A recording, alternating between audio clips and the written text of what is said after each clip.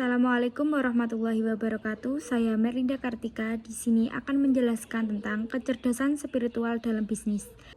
Tahukah kalian semua tentang kecerdasan spiritual dalam bisnis?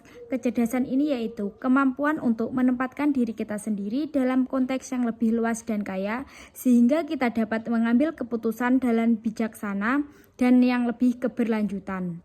Kecerdasan spiritual tidak hanya dilakukan dengan meluangkan waktu seperti meditasi dan berdoa, tetapi dilakukan dengan praktek sehari-hari dan beberapa langkah untuk melakukan kecerdasan spiritual.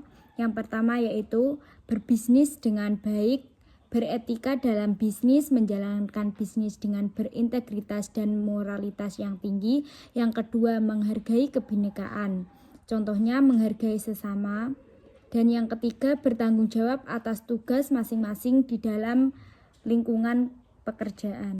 Beberapa contoh kecerdasan spiritual. Yang pertama yaitu bertanggung jawab terhadap sesama, kerendahan hati dalam kepemimpinan, kebaikan dan pengabdian, mampu mengatasi masalah yang telah diperbuat, memiliki kesadaran diri, mengetahui apa yang terjadi, nilai dalam hidupnya, apa yang dia percayai, dan apa yang memotivasi dirinya. Dan yang terakhir, menghargai keberagaman dan menolak untuk melakukan kekerasan pada orang lain. Beberapa faktor yang mempengaruhi kecerdasan spiritual. Yang pertama, faktor internal. Dan yang kedua, faktor eksternal yang terjadi di lingkungan keluarga, masyarakat, maupun di dalam kantor.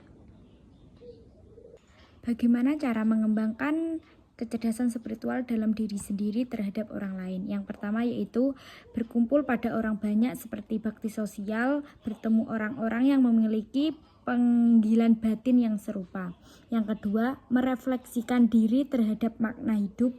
Yang ketiga, menerima dan membuka diri terhadap perubahan dalam hidup.